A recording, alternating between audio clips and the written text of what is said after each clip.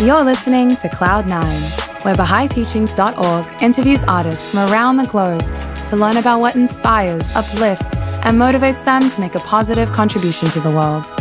My name is Shadi Toloui-Wallace.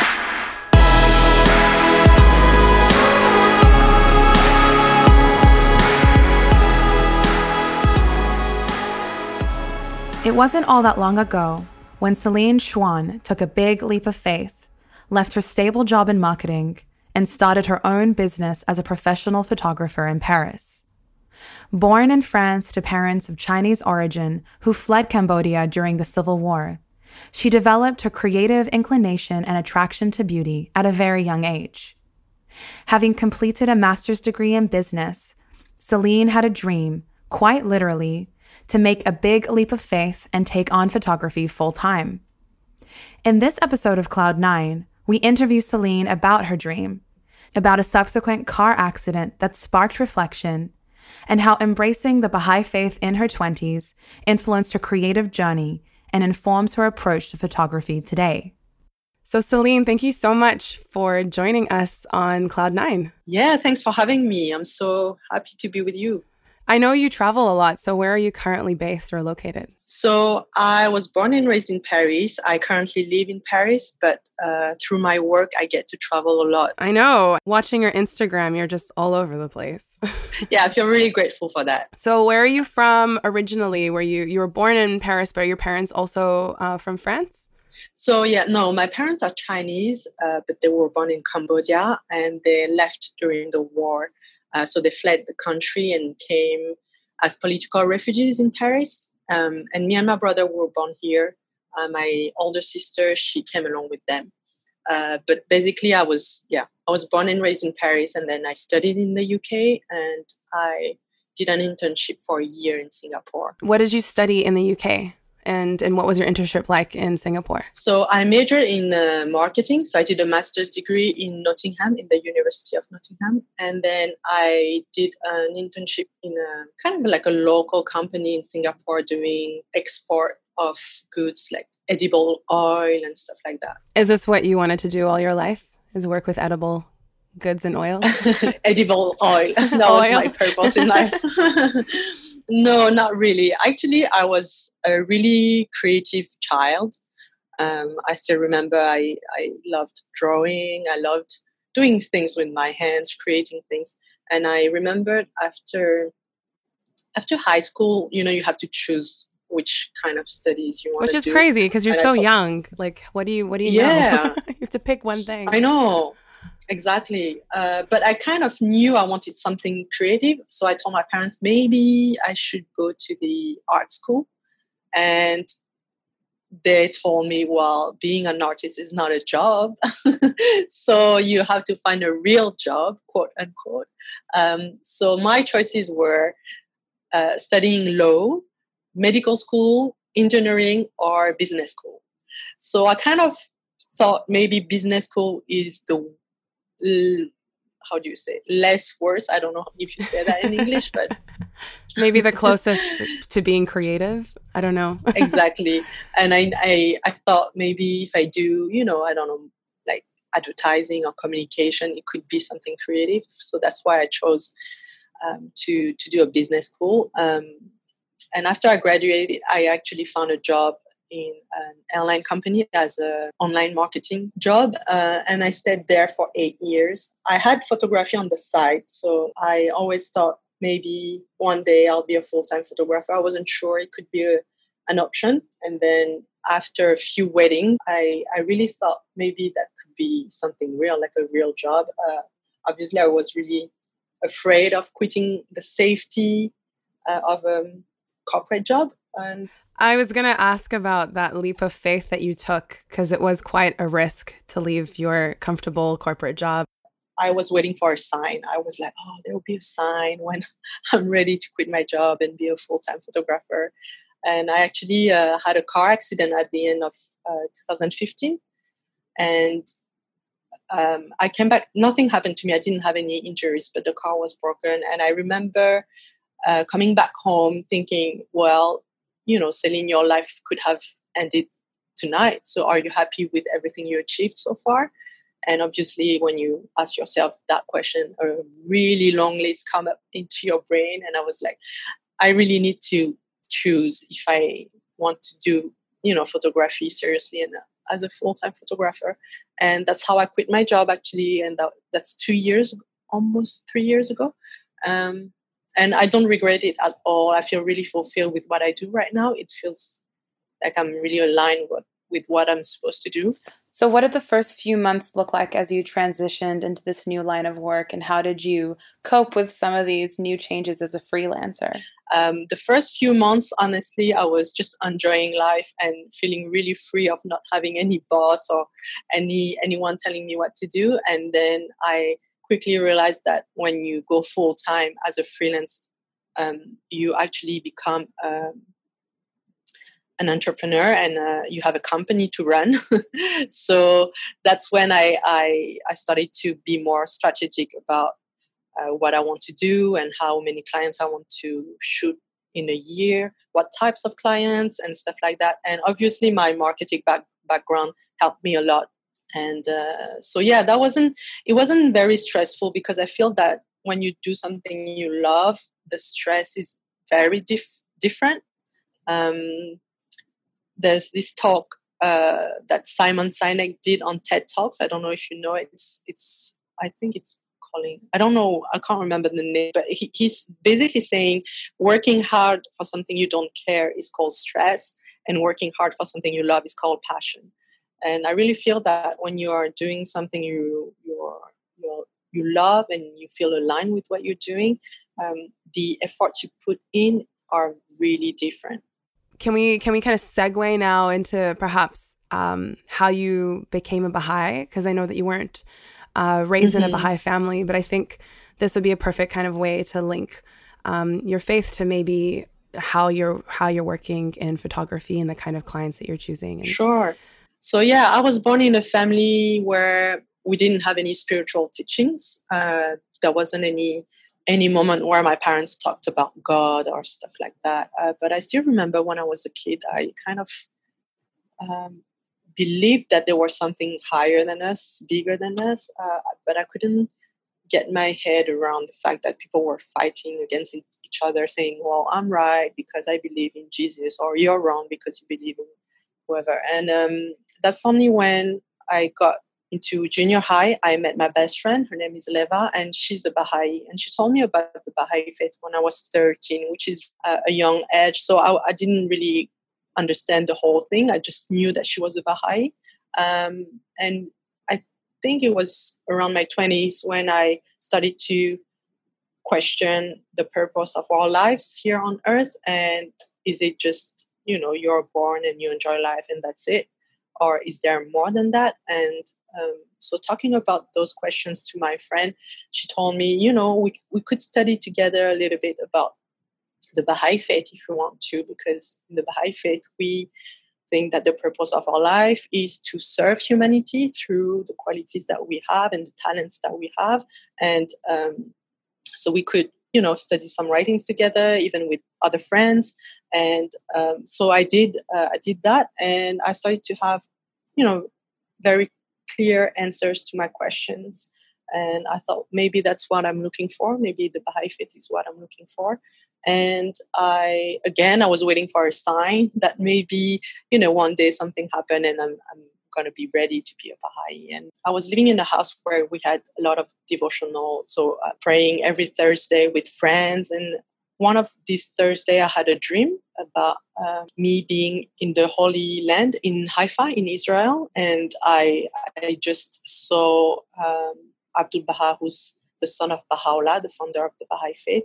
And he was just opening his arm and he was just saying, come to me. And I woke up and I was just, I thought that's the sign, maybe I'm ready. So I decided to embrace the Baha'i faith at that moment. That's really interesting. I've heard very similar stories from friends of mine who came into the Baha'i faith later in life, how they saw Abdul Baha in a dream.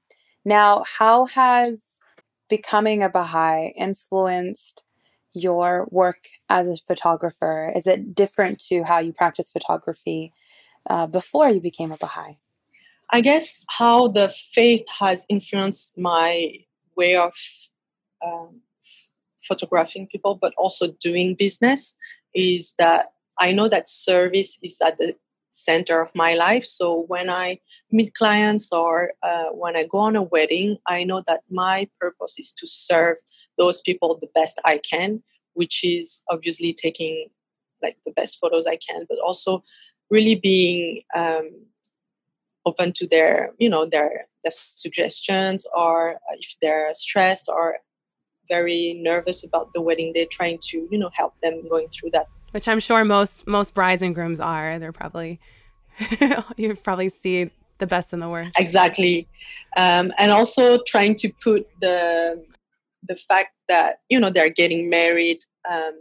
And we know that in the Baha'i faith, when you get married, it's not only just like a symbolic thing. It's really like two souls coming together in front of God. And that when you marry another soul, it's like throughout the different spiritual worlds after that. So I always think about that, even if my couples are not, religious or Baha'is, but I do believe that, when people commit to one another, it's something very important. And I try to stay very focused during the day to serve them the best I can. That's one point. And the other point is about finding beauty in things that we don't necessarily portray as beautiful nowadays in our society, because we're also very influenced about the society and everything we see on TV or on magazines. So today, to be beautiful, you have to be size 0 and have really long legs and, stuff like that. And sometimes people come to me and they say, okay, well, we're getting married, but, we're not very photogenic, or we don't look like this, or we're not very comfortable in front of the lens. That's where I try to really serve them with my expertise, saying, I'm here for that. I'll try to make you as comfortable as I can in front of my lens so that it's very natural for you. And then I try to capture a beauty that I see in maybe details, or not something very straightforward where you just take a portrait of someone beautiful and that's kind of an easy job, So I try to find beauty in details of the weddings, or emotions, or someone who's laughing, maybe the parents or the grandparents. Those very fleeting moments of a wedding day, trying to capture that and deliver something that is maybe it's going to be timeless for them. So that's how I think the faith has influenced my way of photographing. How important do you think it is for people to feel beautiful? And like what should inform that, if it's not society and media? What should inform us in our recognizing our own beauty? When I think about beauty, I try to also reset my brain, because I'm influenced by everything I see, that beauty is like that. So I tend to want to shoot the way I see in magazine or things like that. But when I try to, I don't know if you can say that, but I really believe that sometimes a photo of someone can capture his or her soul, kind of, through maybe the eyes or the way he's smiling. You can tell a lot when it's very authentic and genuine, a genuine portrait of someone. You can really tell how his or soul is shining through their face or the way they pose. And I try to show in any of my communication, whether it's social media or my website, this kind of beauty. I don't know if it makes sense. I try to just show pictures that I find beautiful, that are not necessarily strictly in the guidelines of like a fashion magazine or what we see on advertising. It could be, it's something, but it could be something very, very simple, but with lots of emotions and feelings. Yeah, because I see, we hear a lot about like self-confidence and self-worth, especially in young women. So I'm always curious about how art, especially those who are in the work of like portraying identities of other people, like how are they contributing to that person's development and self-worth and feeling beautiful in their own skin? And I think you touched very beautifully on the importance of being genuine and authentic. Yeah, and I think sometimes, especially as women, we always tend to focus on details that no one else sees. Like, I don't like my nose, or I don't like my ears, or things like that. And sometimes women come to me, say, okay, they want to book a portrait session with me, and they say, I'm really not very, confident about my body, and I don't like I don't like my tummy, or I don't like my thighs. But then when I photograph them, I try to focus on what is beautiful in them. And sometimes they don't see that. It could be anything. It could be their eyes. It could be their mouth, the hair, how it falls on their face or on their shoulder. And to just show them that they focus on the negative side of them, the way they portray, they see themselves, because I don't think that having a tummy that is not size 0 is negative, but that's how they think about themselves. But when you show them 10 other qualities or beautiful things about them that can wash away the 2 things that they focus on, then they realize that, oh yeah, I'm not that bad, I'm not that quote unquote ugly, or sometimes they say that's the very first time I find myself beautiful on a picture. And that's very humbling. I feel really grateful to be able to do that just through the medium of photography, just like capturing through my lens something they might not be able to see with their own eyes. Yeah. And I noticed also you very beautifully portrayed this idea and concept in the Baha'i faith of beauty in diversity. And I think you'd also shared a bit in a previous conversation about how this is something that you're exploring. Could you expand a little bit on that as well? Yeah, exactly. So apart from, the positive image that we can have on our own body, it's also about showing the reality of our world, which is very, very diverse in terms of culture, in terms of religion, color skins. And I think that, especially in the wedding industry, but also in the fashion industry, we only show one type of people. And usually it's very thin or skinny people, Caucasian. We don't see a lot of cultural diversity. And I try to do that in my personal projects. When I don't have a wedding or someone paying me to shoot them, I try to create something for myself that can show what I believe in, that is the fact that we are all from the same family, which is the human family. And whether you are Black or Asian or Caucasian, we are all sisters and brothers. And I try to create projects that can show that through pictures. So, for example, one of my projects was to shoot 3 girls, so 1 Asian, 1 Black girl, and 1 Caucasian, but portray them as 3 sisters, which in logical term or in the biology could not be possible. But to me, sometimes the bonds that we can have with one another are stronger than the blood bonds that we have with maybe our family members or stuff like that. So I did this personal shoot that I called Sisterhood, and that was really just to show how our humanity is beautiful through diversity, and that diversity doesn't mean that we are all going our own way, but we can find a unity in who we are as human beings. And what values do you like to highlight in your photography? You mentioned diversity and beauty. Is there anything else? Well, obviously, love is in the center of my work as well, because I shoot a lot of weddings. So obviously, love is kind of the center point of a wedding day. But also I shoot, couples flying into Paris and who want beautiful memories of their trip in Paris. But love is kind of at the core of my work, I guess.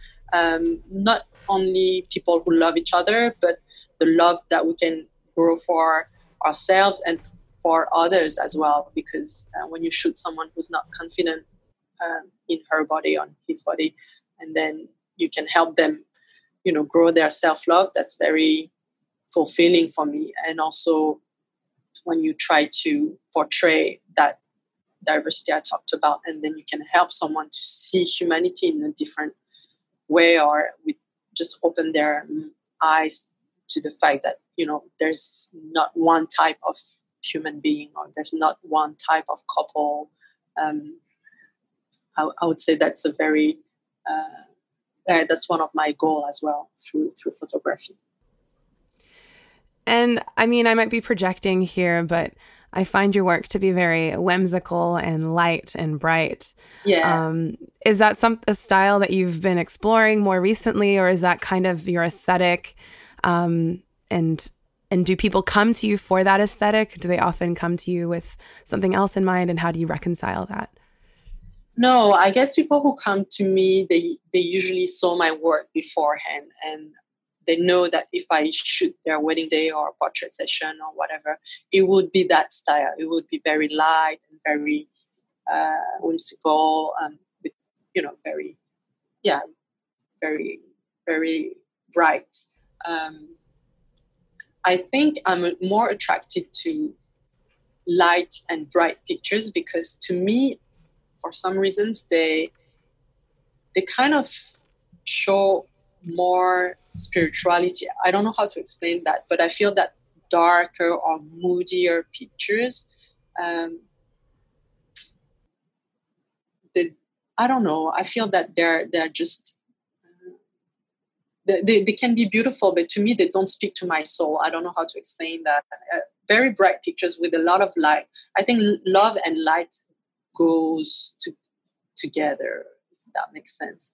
And I never shot dark pictures or moodier pictures than what I'm shooting now. And I think it's just that I'm naturally attracted to very bright and very airy and light pictures for a reason that I cannot explain. But when I try to think about it, I just feel that I connect love and light together, and spirituality as well, with brightness or sunshine. And is there a style or an era in photography or art that inspires this, or does this really come from within? I wouldn't say I'm a person who go to the museum every week and get inspirations. But you live in Paris. I know, it's a shame. But no, I think because I haven't been raised that way, I'm not used to just, go to a museum by myself and get inspiration, which sometimes I push myself too, because I want to be inspired by something else than other photographers' work. I think it's very important to just get inspiration from, paintings or sculpture or even architecture. I really love food styling as well. So food photography is something I look in social media and Instagram and things like that, because I don't know, I find that very fascinating, the way you can display food on a plate, with maybe how you can compose a plate like a painting, with negative space or just some popping colors. And I try to see how I can incorporate that into my work as a photographer. Are there any aspirations that you have as a photographer and perhaps also as a Baha'i working in your field? Yeah, I'm trying to how I can expand my photography to something else than just weddings and individual portraits, how I can maybe contribute more to maybe my community or to a bigger scale humanity. That's a big world, but I wish I could find a way, and maybe it's gonna come very gradually by meeting other people, meeting other photographers with other projects that are not wedding related. How photography can contribute to humanity, and maybe because I feel photography and maybe videography are the two medium that are very strong in capturing one moment and make it timeless. And that's how we can also create the humanity history, because I don't know if in 100 years we'll be able to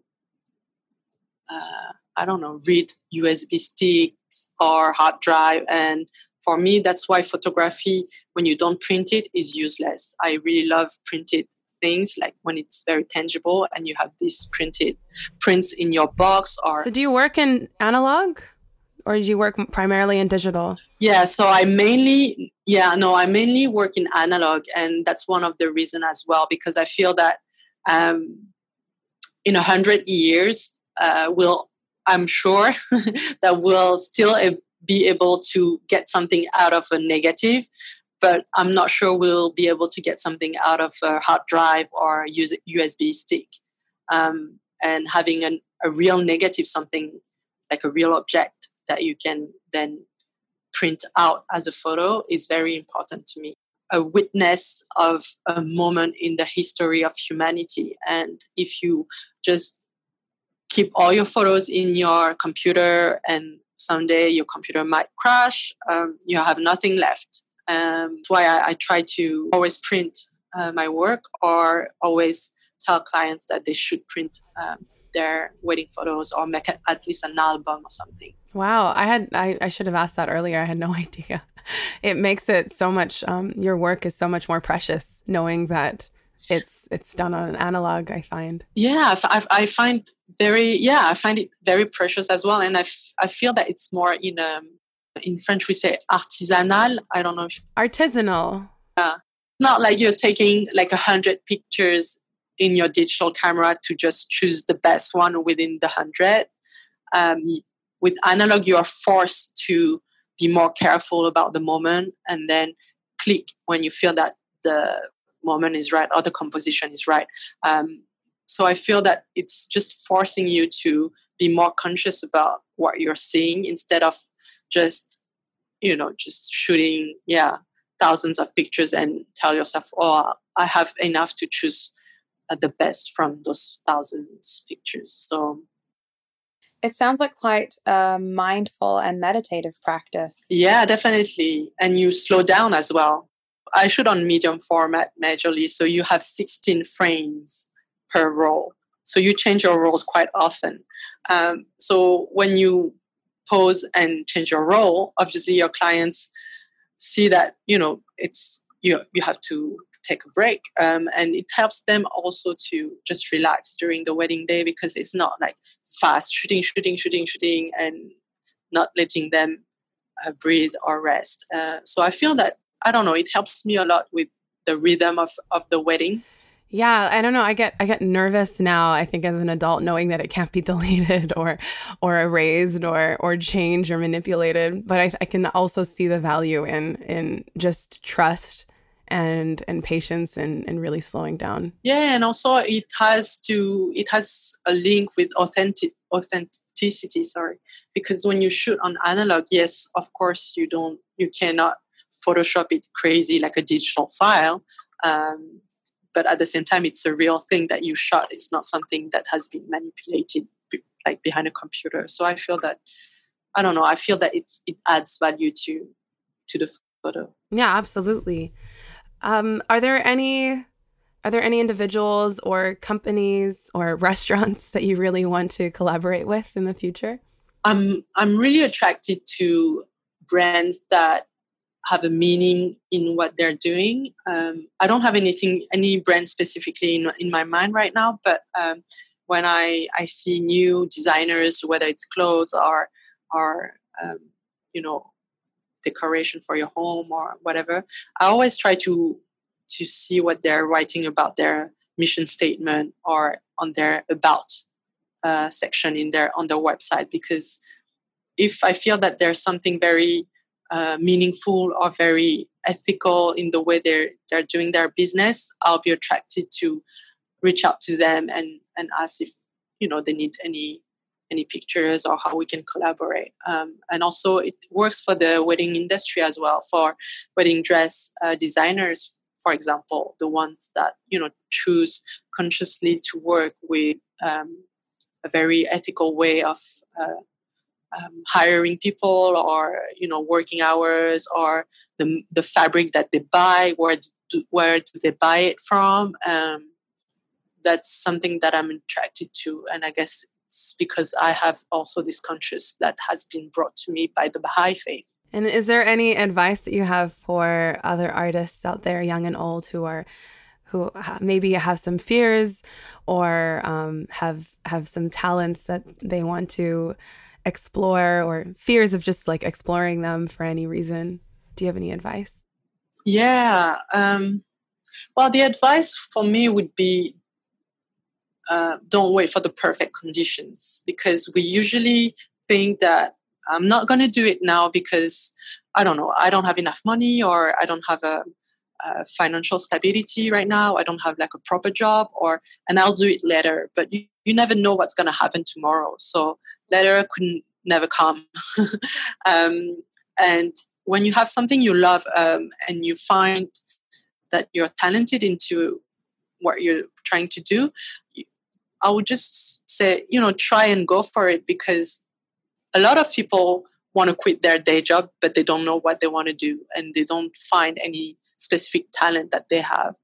So if you have one, I would say just try out and you'll see, because if you try to find safety in being a freelance or a creative person, it won't feel as safe as a corporate job. But I feel safety is just a mental thing. It's how we think about it. I don't think that being in a corporate job is safer than being a freelance. It's just how we have been trained of thinking about safety.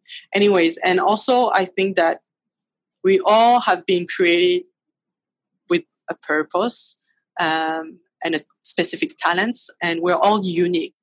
And sometimes there's a lot of photographers coming to me because I'm doing mentoring sessions as well with other photographers, and they come to me saying, I don't have anything special, or my pictures don't have anything unique compared to XYZ. And I say, well, your greatest power is that you are you and no one else is you. So that's what you should use in your photography and the way you portray people, and explain to your clients why you're doing this as a job. Why are you a photographer?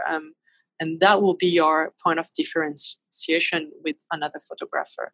And I always like to tell people that there's one chance in 400 trillion of you being born you, which means that if we take the definition of a miracle, which is an event that is very unlikely to happen, then 1 in 400 trillion is a miracle. So you are, by definition, a miracle. And you are unique because God has created you unique. There's no one else like you. So why trying to, be someone else or copy someone else? You can create something on your own and, contribute somehow to your community or humanity at a bigger scale. What a beautiful way to end this interview, Celine. If there's anyone out there who wants to get in touch with you, what's the best way? So they can reach out to me through my Instagram, which is Celine Chhuon, so CHHUON photography. And my website is the same. It's the same name. And we'll have that link provided on the BahaiTeachings.org website as well, with some of your photos. Great. Yeah. Thank you so much, Celine. Really appreciate your insights. No, thanks so much. I hope my French accent wasn't too bad to hear, but I did my best. We'll probably get more listeners out there because your accent's just adorable. Can I say that? Am I allowed to say that? Anyways, thank you again so much. Thanks. Thanks a lot.